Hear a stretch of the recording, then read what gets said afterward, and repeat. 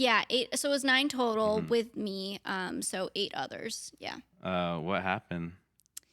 Yeah, it's a really, first I'll just say, like, it's a really unfortunate Hmm.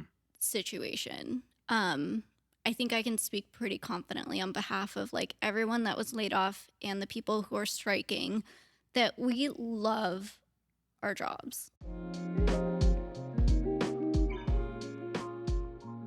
What's up, guys? Welcome to the Line Check podcast. It's me, Brennan Villarreal, your host, and today I'm in the studio with Kaylin Antonios, a food writer here locally in Long Beach. It's really good to have her on the podcast. She did an article on me and Sasha's backyard series we did last year, and it was fun getting to know you. And Thanks. it's now like a year, right? It's Yeah, I almost like think a year, so. yeah. Yeah. And now we're gonna talk. Yeah. Thanks for Talk having about me. food, talk about Long Beach, talk about all the good things. So how's your day today? It's been good. I'm unemployed now. I So heard.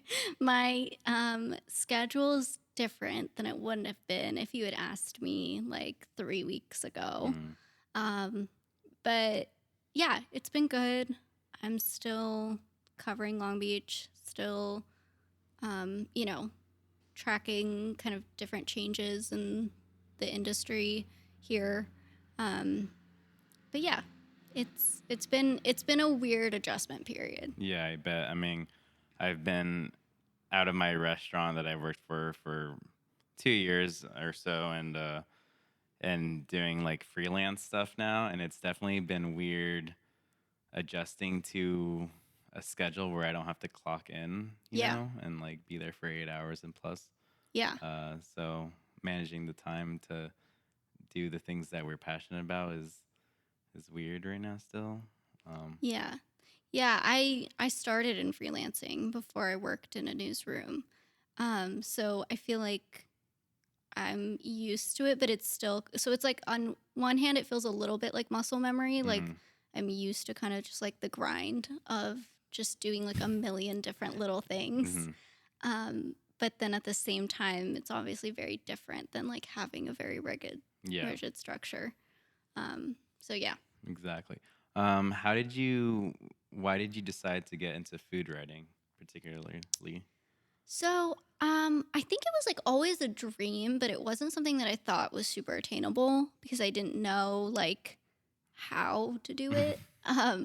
But I mean, I even like at one point thought about doing culinary school, just because I loved the industry. I loved cooking, and then I loved eating.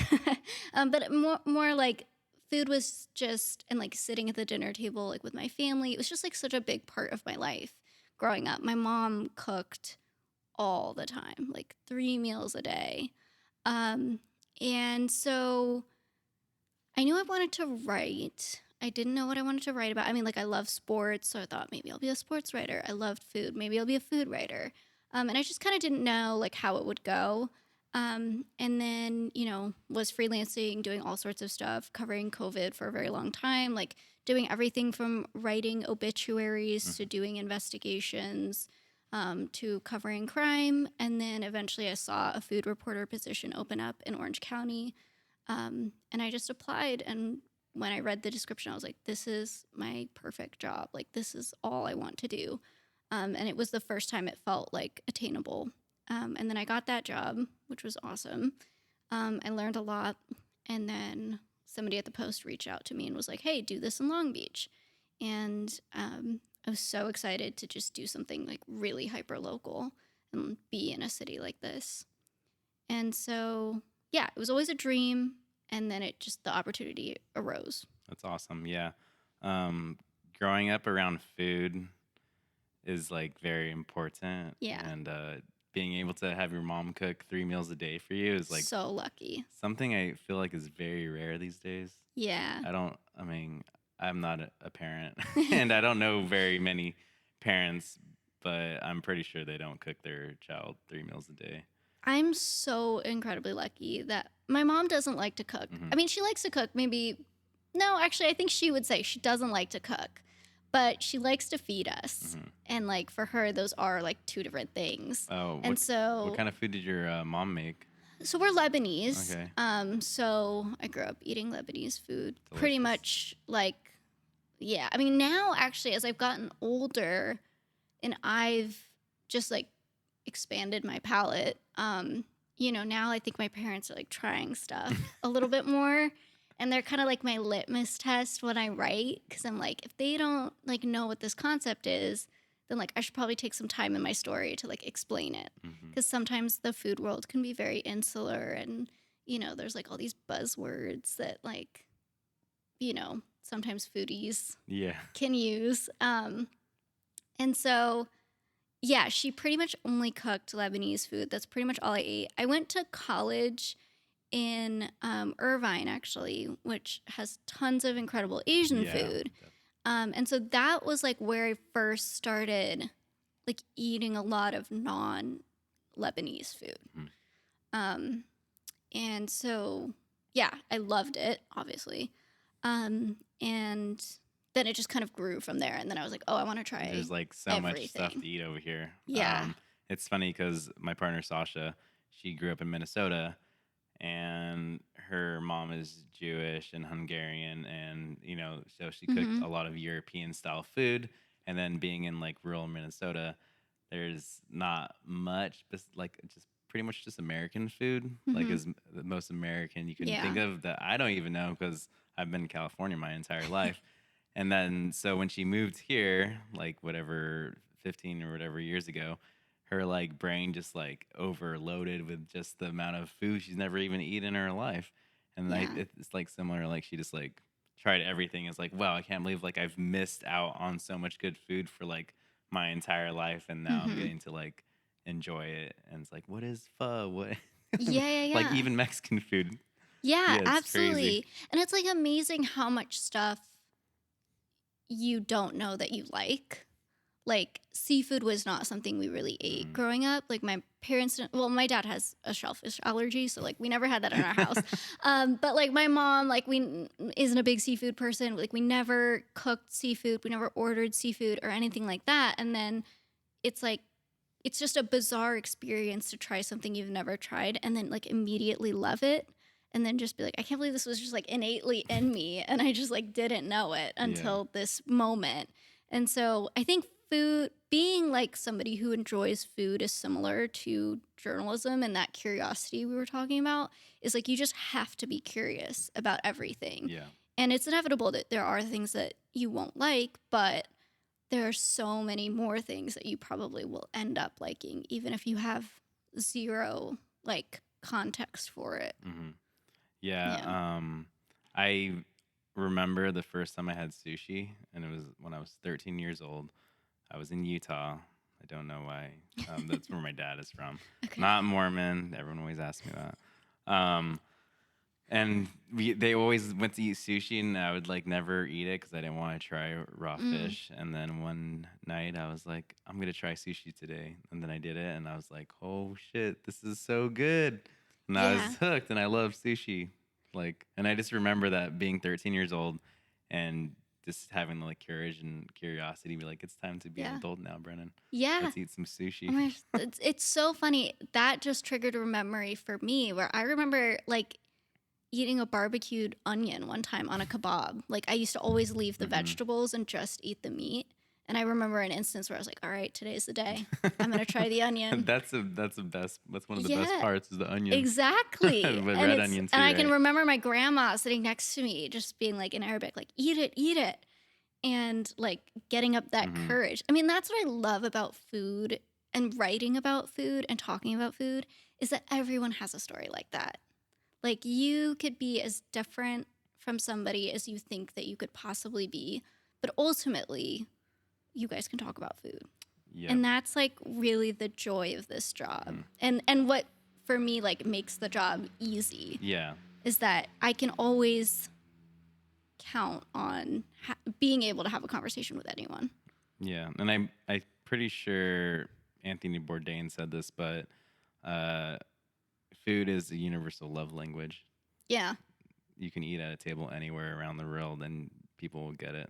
Yeah. And Yeah. I gotta that's say, fun, Anthony special. Bourdain, his Beirut episode where he went to Oh Lebanon yeah. was like the first time I was like, oh, this is something positive about where my parents are Mm-hmm. from. Like I had never seen that before. But yeah, it's like incredible how easy it is to talk to people about food. Yeah. And who doesn't like to eat? Exactly. Yeah, there's people, but Well, there's like that people but that I eat don't. to like survive, Yeah, but or like just.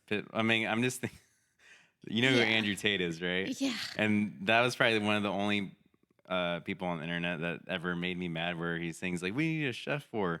You're wasting your time, like blah blah, like yeah. cooking at home when you can just do this." I was like, "Oh, I didn't even know who the guy was. I was just like, what the fuck is this?" And then you learned. Yeah, and then I learned, Yeah. yeah, and he's like, "That's the guy that like hates cooking and thinks cooking's stupid." Well, but that's what's so funny to me is because like as much as people say like, "Oh, I don't care what I eat," or like I just eat the Mm, same thing every day or whatever. It's like but that doesn't mean that there aren't still things that you like and dislike. mm, So like even if you do eat the same thing every single day, I can almost guarantee we can have like a pretty in-depth conversation about what you like about that. mm-hmm.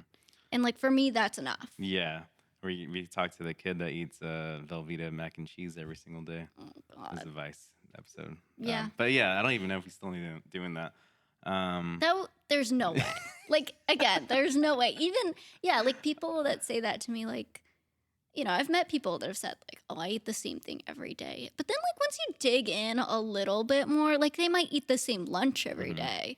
But like there is always going to be And some variations. variations. I remember my dad when I lived with him in Texas for a little bit.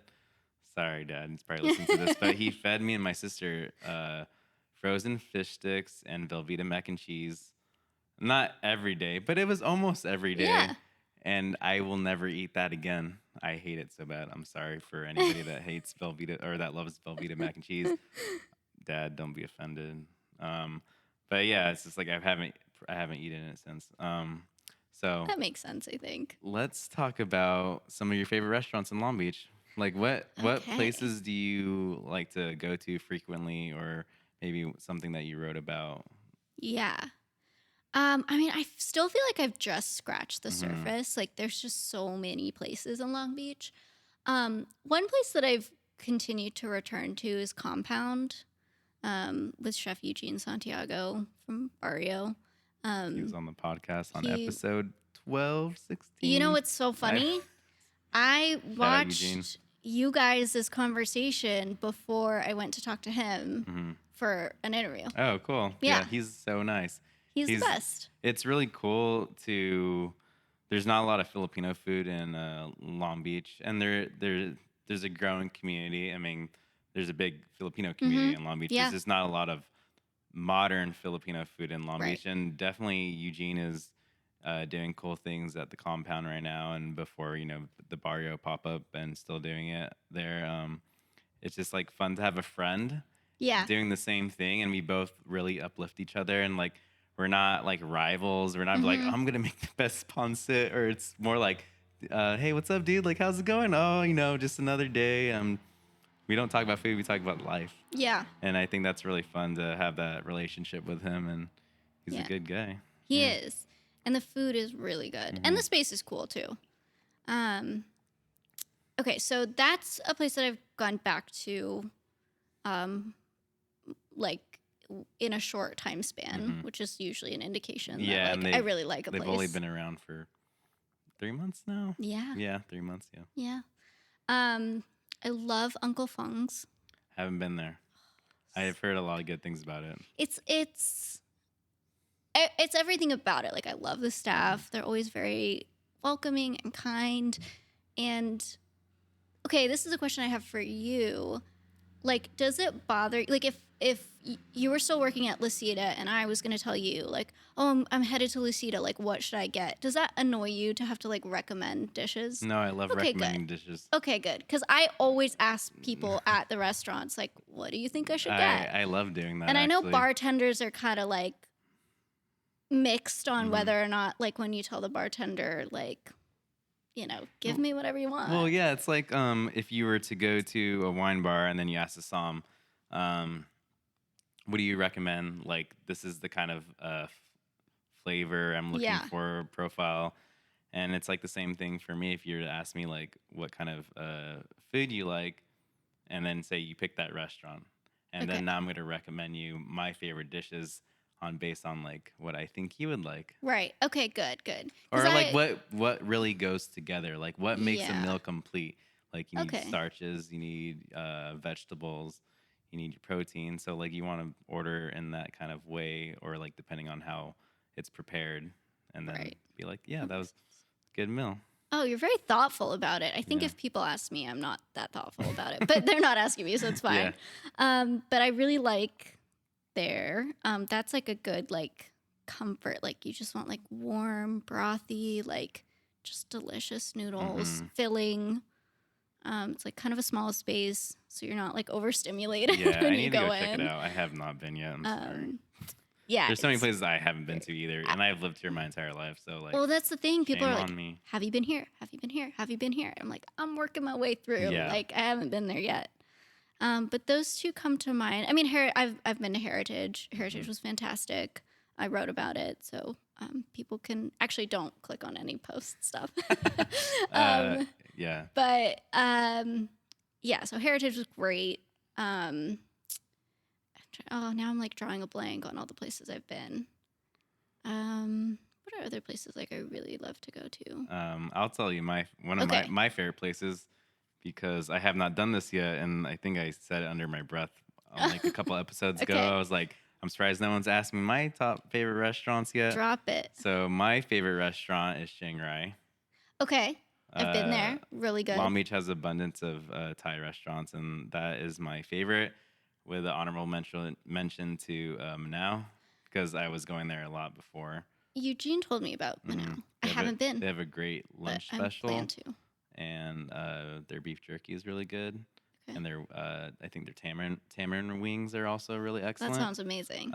Shanghai also has a very good lunch menu as well. Yeah. And then this is where it gets hard. Okay. Okay, never mind. This is easy. Okay, number two is Pho Long Beach. Okay. Everyone's gonna roast me for this one because everyone says Pho Hung Fat, but I grew up next to Pho Long Beach, so I can say that that's my favorite Yeah. Vietnamese restaurant.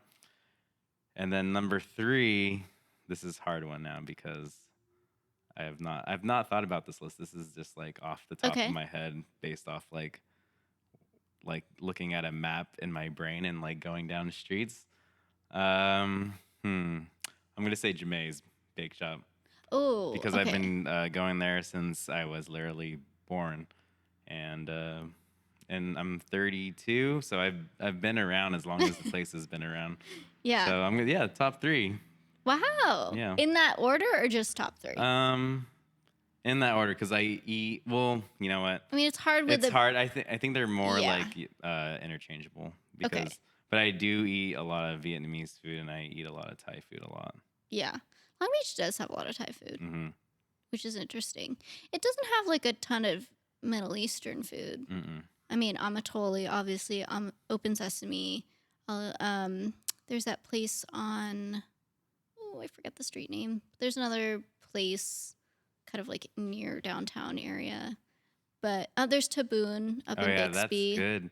You wrote an Very article cool. on that, I and did. that's kind of a hidden gem. Yeah. Yeah. Yeah. Me Yeah. and Sasha rolled in there, and we are like, we're hungry, but we don't want to eat like anything that's like bad. We want like something Uh huh. clean, and we're just like, oh, let's go here. Like, I've never been here, but I've lived around this area for a while, and then we went, and it was really, really good. We sat on the So good. patio, really peaceful. You guys should check it out. Yeah. Yeah. Go there. The dill rice is so Mm. good. And I'm not really like a big dill person. I love dill. Yeah. I love the smell of it. Oh, it's too like that and fennel are like the two All things right, that I'm I like, I don't noted. If you know. ever eat at my food, I'll make sure not to put any of that on Actually, there. I have eaten when Oh yeah. you did got your back the last one. Oh yeah, I did a Wasn't the salmon. salmon dish Yeah, have fennel? it was a no, it was a dill. Oh, It dill. was a Okay. salmon with a crab fat, cream cheese, Okay, that was really and like good. some kind of vinaigrette and Maybe I do like mouse dill. melons and yeah, dill. Yeah, okay. All right. I Yeah, changed my everyone mind. said it was good. It was really good. Okay, It was good. Yeah, yeah, yeah. because I was very unsure if this was gonna work or not, but I guess it worked. No, it was good. Yeah, cool, Yeah, me and my friend both said it was good. awesome. Yeah. So Now that we've got that out of the way, let's talk about your recent struggles about the Long Beach Post Yeah. laying you off plus other 8 employees. Yeah, eight. So it was nine total Mm-hmm. with me. So eight others. Yeah. What happened? Yeah, it's a really, first I'll just say, like, it's a really unfortunate Mm-hmm. situation. I think I can speak pretty confidently on behalf of like everyone that was laid off and the people who are striking that we love our jobs. We love doing what we do. We love covering Long Beach and all these like different beats that we have. So the whole situation has just been, I mean, very emotional to be like totally honest, and very difficult. Um, but yeah, a few months ago, I mean, I say a few, it was like end of February. um, we raised our concerns about some things that were going on. We were told, things at the Post financially weren't doing super well. And we were just kind of like in this scary, uncertain place. We tried to bring those concerns up directly, tried to bring those concerns up to our board of directors because the Post is a nonprofit now.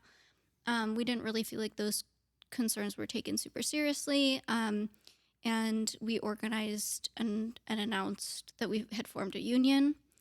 And then we were laid off shortly afterwards. And we're still fighting because we, like I said, love our jobs and we just really want to get back to work. We want there to be like a peaceful, amicable resolution, but there has to be negotiations. There has to be like some discussion about how we can make this work.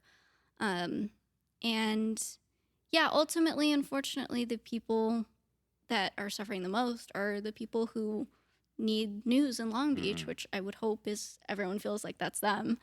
And yeah, so we have started publishing on our own for free. But we do that because we really do just want to do this. And we love Long Beach. I love Long Beach. I'm not even from here. I love Long Beach. Like the amount of support that we've gotten from the community, like either people reaching out to us personally or, we did a fundraiser, which obviously I know you were there. Mm-hmm. Like the fact that people showed up is like just the most mind-blowingly wonderful, heartwarming. That's like the thing that's been sustaining us. And it would only happen in a place like Long Beach because Long Beach loves Long Beach. And that is like just the most beautiful, wonderful, like incredible thing ever. So yeah, we're super grateful for all the support, but That's it's been all. tough. Yeah, I bet. I mean, yeah, it just to be let off like that is it's crazy. Yeah, it's very jarring. It's like a very jarring experience to like get a phone call and then listen to a voicemail and hear like, okay, unfortunately we've decided we've laid you off. Like it's just it feels, I can't even like describe it. I mean, I'm sure many people sadly have had similar experiences. Especially, I mean, with the pandemic and everything, like everyone probably has a story like that. Um, in their life. And it just sucks. There's no other way to say it or get around it. It just is a very jarring, sad experience. Mm-hmm. Are there any like resources where people can help if you're listening to like this episode right now? What Sure. they can do to like help support you guys in any way? Yeah, I mean, if you want to follow our account, LBM Guild, on both Twitter and on Instagram. That's where we're posting like our Mm-hmm. updates. We're going to do another fundraiser coming up. And then we all still are reporting, as I said, like we're trying to do our best to report, as much as we still can. So that's on our Substack, which is Long Beach Watchdog. So if you go to Substack, you can subscribe. There's a paid version and then a free version. And so that's where you can find kind of like the latest of our reporting. That's awesome. Yeah. Please, everybody, if you're watching, help Thanks. support them. They need it. We need writers in Long Beach. Thanks. I always look forward to like new places that I don't know about, or just it's always good to read a story about the person Yeah. behind the food, or um, kind of like what we're doing on the podcast right now. We don't necessarily talk about food all the time. We talk about the individual because I feel like they are important, and you can see the food on photos or whatever, like food influencers, but there's no one being like shown on like who made the dish, or those people aren't being highlighted in the ways that I would love to see. So it's always good to like read an article about that kind of stuff. Thanks. Yeah, that's what I love doing. I mean, I could talk about food all day, but what I actually love to cover is the people behind it, either the chefs or the front of house or, the owners, whoever it may be that's like part of getting the food on the plate. Hmm. Yeah. And then, of course, having discussions about the food. But it's Yeah. everything before that Yeah. that's extra interesting. Everything is I always say this, a symbiotic relationship. Mm-hmm. The front of the house and the back of the house are all the same team. The food is a part of an extension of who's making it and the Yeah. establishment, from the decor to the ambiance to the servers to the bathroom. Okay, I have a question for you. What's like a buzzword, like a foodie buzzword that you hate? I don't even really know, honestly. Okay, like ambiance would be one of Okay, I them. love ambiance though. Okay. No, I Okay. wasn't saying you had to pick ambiance. I'm just saying like that would be one of them. Like Okay, I already know. oh, okay, go. Comprised. Okay. Yeah. Okay. I don't think I've used that in any of my stories. I don't know why. It's just when you're describing a dish and it gets like repetitive. and you're Yeah. saying What about like featuring? um that one's starting to get a little bit, yeah. I'm trying not to do that actually. I just really like check myself when I'm like, and featuring, feature. Yeah. It's like now I don't know. Yeah. Yeah, definitely featuring, yeah. But yeah, I think comprised, when you're like describing a dish, like comprised, I think it's when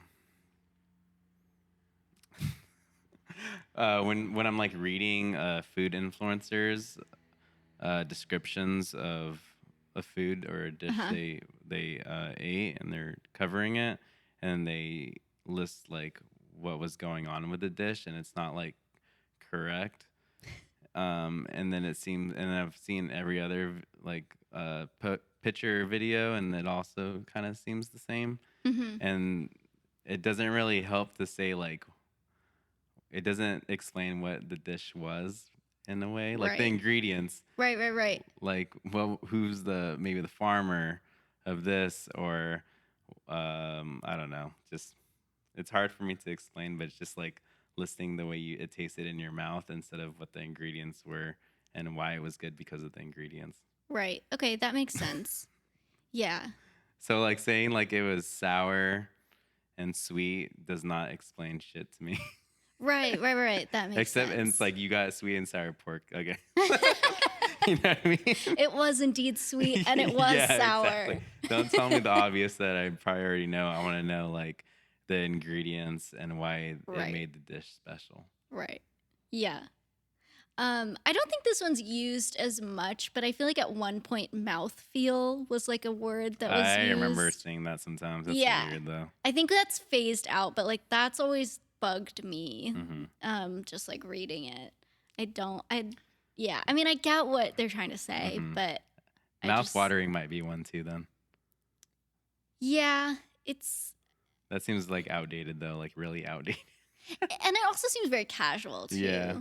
Like I don't know. I'm trying to think if I've ever put that in a story. I probably have, honestly. But I agree. It feels very casual to say mouth-watering too. I feel like there is better ways to describe it. Definitely. Yeah. Well, I'm trying to think if there's like any other real like annoying ones. I don't know, but there's this show on it was Showtime or some other like cable channel, and it was called Sweet Bitter, and I it was haven't seen about it. this girl from like a rural East Coast town, moved to New York, needed a job. Her first job was a server, and she's never worked in a restaurant before, and she's like, it's kind of like a Michelin restaurant type, or just like a high end restaurant, Okay. and she's learning all the flavor profiles, and they're like teaching her like, oh, this is sweet, this is bitter, this is umami, and it was like it's so corny, but it was so good at the same time, and it reminds me of that because she's like learning, she's like sweet, and she's like wow, and so like the guy puts like something sweet in her mouth. It's like she's never had anything sweet. This is bitter, and she's like just getting mind blown. That's so But you funny. should check it out. There's like 2 seasons of it. The girl that's currently on the new show Fallout, it's a video game, just came out. I Okay. watched it. It's really good. It's really mature rated if you guys are like don't like blood and stuff like that.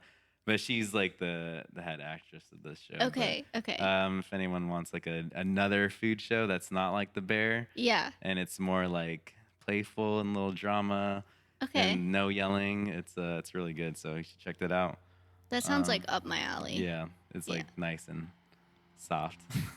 Yeah. Yeah. um, but it was really fun to have you on the Thanks podcast. for having me. I hope that when people listen to this episode, that they'll be able to help you guys out, and help support and do whatever they can. And hopefully, I'm trying to help out too. Thank Do you. whatever I can. I definitely support you guys, and we need writers in Long Beach. So thank Thank you you. so much. That's all the time we have for today. Make sure you give Kaylin Antonios a follow on IG, and we'll check you out next time. Bye, guys.